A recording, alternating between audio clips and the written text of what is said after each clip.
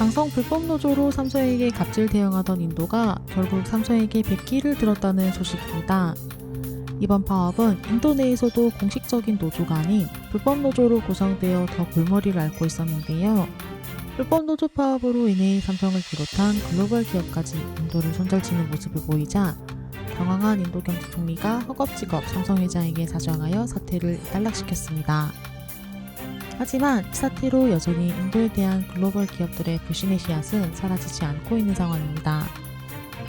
삼성은 인도에서 큰 규모의 전자제품을 생산하고 있고 이는 인도 경제에 상당한 기여를 하고 있는데요.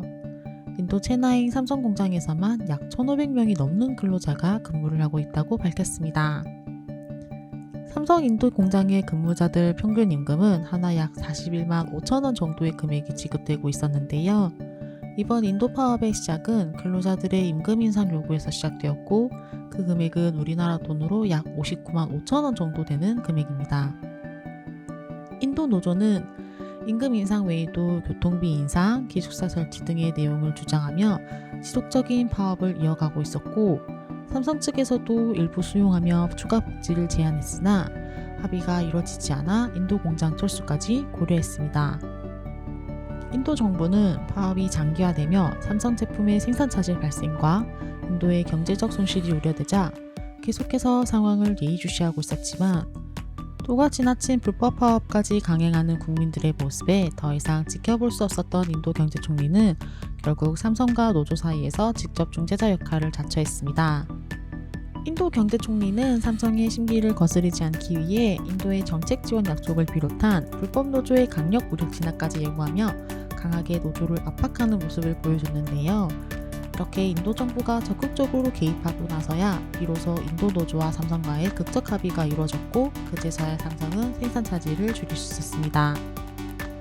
인도 내의 불법 노조 사건은 인도의 의식 수준을 대변하고 있습니다. 인권이나 복지에 대한 개념 없이 철저한 계급사회 중심으로 살아온 인도에서도 이번 일을 통해 삼성이라는 글로벌 기업에서 법치와 인권에 대한 경각심을 배우게 된 것입니다. 실제로 인도 불법 노조는 노동법 및 관련 규정을 위반하는 경우가 많아 법적 정당성을 결여하고 있다는 비판이 상당히 많았습니다. 불법 파업 역시 마찬가지였는데요.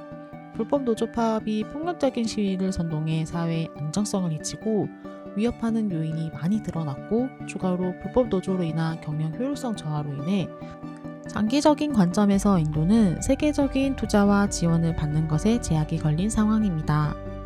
따라서 인도 파업을 본 세계 기업들이 인도에 대한 신뢰를 잃고 투자를 철회하는 등 인도의 경제적 손실이 확실하게 되자 경제총리가 굴욕적이더라도 불법 노조와 관련한 재발 방지 당부 등 직접 나서 사태를 수습하는 것 외에 별다른 방법이 없었다고 일부 인도 매체는 보도했습니다. 인도 불법 노조들이 파업하고 있는 동안 파업에 참여하지 않은 일부 인도 국민들의 생계에도 빨간불이 켜졌습니다. 삼성에 근무하는 대부분의 사람들은 인도 내에서 낮은 계급으로 인해 같은 인도 사람끼리 인간 취급도 못 받는 경우가 허다했고 그런 사람들이 삼성에 근무하며 삼성에서 주는 월급으로 생활을 이어나가야 했기에 삼성의 파업이 마냥 달가울 수 없는 입장이었는데요. 원래 말도 못한 취급을 받으며 살다가 삼성에 취업해서 차별 없는 대우를 받으며 사람으로서의 권리와 복지를 누리는 것이 좋았지만 불법 노조에 대응하기에는 너무 약해서 빨리 파업이 종결되길 바란다는 반응도 심심찮게 있었습니다.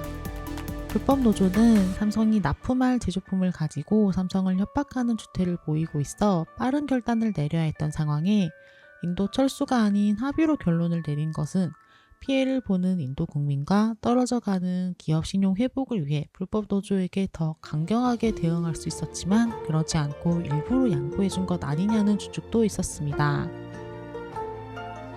최근 한국에 대한 갑질이 인도에만 있었던 건 아닙니다. 태국에서도 인도처럼 한국인에 대한 갑질 아닌 갑질 비슷한 상황이 있었는데요. 태국의 인플루언서들이 SNS를 통해 한국을 비하하면서 반한 감정이 급속도로 확산되었습니다. 이로 인해 태국에서 한국을 방문하는 관광객 수가 눈에 띄게 감소하였고 태국의 여행사 부회장이 한국과의 비교 발언을 통해 사태를 키웠으며 한국관광공사는 이에 강력히 반발함에도 불구하고 문제가 확산되었습니다. 한국 법무부는 상황을 엄중하게 보아 강화된 입국심사 정책을 내놓는 등 태국 사람들의 불법 체류로 인한 피해를 최소화할 수 있도록 대응 조치했으며, 이는 태국 불법 체류자들에게 엄격한 처벌을 수반하였는데요. 이러한 갈등 속에서 태국은 한국 관광객에 대한 보이콧을 감행했으나 한국 기업들의 태국 내 투자 회수로 이어져 태국 정부는 진퇴양난의 상황에 빠졌습니다. 태국에 투자 계획을 가지고 있던 대기업들은 신규 투자 계획을 취소하거나 철수를 고려하고 있고, 이미 투자한 소규모 기업들은 태국에서 철수한 사례도 많이 발생되어 태국이 입장에 불리하게 된 것입니다. 상황이 이렇게 되자 태국 정부는 한국 기업이 떠나는 것에 아쉬운 마음으로 다시 손을 내미는 상황이지만, 태국 정부가 앞으로 어떤 이중적 태도를 취할지는 더 지켜보고 있는 상황입니다. 양국의 불안한 현재 관계를 고려할 때 한국 기업들도 태국 투자 유치에 대한 불확실성으로 투자 유치에 대한 입장을 철회하게 된다면 태국의 경제 손실은 당연한 수순이기 때문에 한국에 대한 반환 기류를 철회하고 있습니다. 이제 AI 기술의 발전으로 반도체 생산이 중요한 시점에 인도의 불법 노조는 더 이상 인력 생산에만 의지하는 것이 유리한 상황은 아니라는 것을 암시하고 있습니다.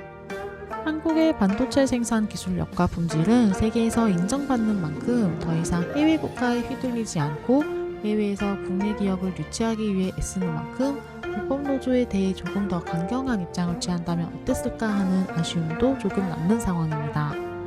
실제로 현대자동차의 인도 공장에서 같은 일이 일어났을 때 강경하게 대응한 사례를 통해 속 시원하게 느끼셨을 분도 많으셨으리라고 추측됩니다. 하지만 현대자동차의 강경한 대응도 하루 이틀 만에 결정된 일이 아닙니다. 과거 현대자동차의 첸나이 공장 일부 직원들이 불법 노조를 결성하고 이를 통해 근로조건 개선, 임금 인상 등을 요구했던 사건이 있었는데요. 기존의 합법적인 노조와 다른 노조를 구성해서 불만을 표출했던 사례에 현대자동차도 파업 종결을 위해 다양한 시도를 하였으나 잘 이뤄지지 않았고, 결국 법원에 가처분 신청을 진행하고 나서야 파업에 참여한 직원들에 대한 해고 조치가 이뤄졌습니다. 해고된 인력만큼 새로운 인력을 대체하는 것으로 인도 국민들에게 경고 아닌 경고를 날린 사건 이후 현대자동차가 인도에서 노사관계를 관리하는 중요한 전환점이 된 사건입니다.